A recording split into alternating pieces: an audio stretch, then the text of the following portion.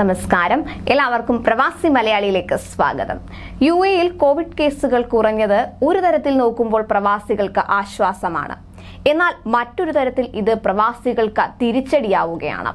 കെട്ടിട വാടകയിൽ വൻ വർധനവാണ് ഇപ്പോൾ ഉണ്ടായിരിക്കുന്നത്. കച്ചവടത്തിനാവശ്യമായ മുറികൾക്കും താമസിക്കാനുള്ള ഫ്ളാറ്റുകൾക്കും വില്ലകൾക്കും ഉൾപ്പെടെ വാടക കൂടി. ദുബായിലെ മിക്ക താമസ കെട്ടിടങ്ങളുടെയും വാണിജ്യ കെട്ടിടങ്ങളുടെയും വാടക നിരക്ക് കോവിഡിന് മുൻപുള്ള നിലയിലേക്ക് എത്തിയിരിക്കുകയാണ്.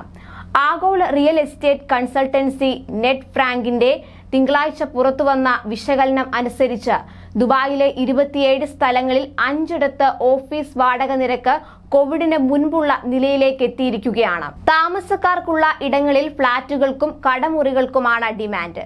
കുടുംബങ്ങൾ കൂടുതലായി വന്നു തുടങ്ങിയതും വാടക കൂടാനിടയാക്കിയിട്ടുണ്ട്. കോവിഡ് കാലത്ത് ഓൺലൈൻ പഠനം നടന്നു വന്നതിനാൽ നിരവധി കുടുംബങ്ങൾ താൽക്കാലികമായെങ്കിലും നാട്ടിലേക്ക് മാറിയിരുന്നു.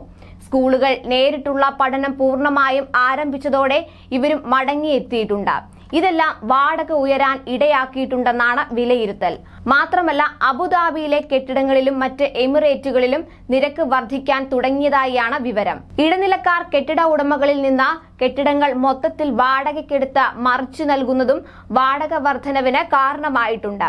താമസ വാടകയിൽ വർധനവ് വന്നു തുടങ്ങിയതോടെ ഷാർജയിൽ നിന്നും മറ്റ് എമിറേറ്റുകളിൽ നിന്നും ദുബായിലേക്ക് താമസം മാറുന്നവരുടെ എണ്ണവും കുറഞ്ഞു. വ്യവസായ മേഖലയിലെ വിവിധ സെക്ടറുകളിൽ കൂടുതലായും ആവശ്യക്കാരെത്തുന്നത് ചെറുതും വലുതുമായ ഗോഡൌണുകൾക്ക് വേണ്ടിയാണ്. അതിനാൽ തന്നെ ഇവിടങ്ങളിൽ 20 മുതൽ 35% വരെ വാടകയിൽ വർധനവുണ്ടായിട്ടുണ്ട്. കുടുംബങ്ങൾ കൂടുതലായി വന്നു തുടങ്ങിയതും ഫ്ളാറ്റ് വാടക കൂടാനിടയാക്കി. Deira, Sports City, Business Bay, Palm Jumeirah, Greens, Discovery Gardens, International City എന്നിവിടങ്ങളിൽ വാടക കൂട്ടിയിട്ടുണ്ട്.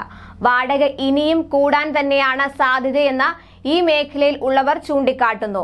അബുദാബി കോർണിഷ് ഏരിയയിലെ ശരാശരി വാടക 7.2% ഉയർന്നതായിട്ടാണ് കണക്ക്. അബുദാബിയിലെ ജീവിത ചെലവ് കുറയ്ക്കാൻ കോവിഡ് മൂർച്ഛിച്ച സമയങ്ങളിൽ വാടക കുറഞ്ഞ മേഖലയിലേക്ക് നിരവധി പേരാണ് താമസം മാറിയിരുന്നത്. ഇവരിൽ പലരും ജോലികളിലെ അസ്ഥിരതയും അനിശ്ചിതത്വവും മാറി തുടങ്ങിയതോടെ നഗരപ്രദേശങ്ങളിൽ മടങ്ങിവരാൻ തുടങ്ങിയിട്ടുണ്ട്. കോവിഡിന് മുൻപ് നൽകിയിരുന്ന വാടക തന്നെയായിരിക്കും ഇനി മിക്കയിടങ്ങളിലും നൽകേണ്ടി വരിക എന്നത് ഇത്തരക്കാർക്ക് തിരിച്ചടിയാകും.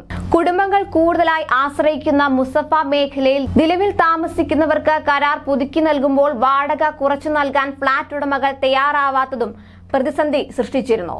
കൂടുതൽ പ്രവാസി വാർത്തകൾക്കായി ഈ ചാനൽ സബ്സ്ക്രൈബ് ചെയ്യുക.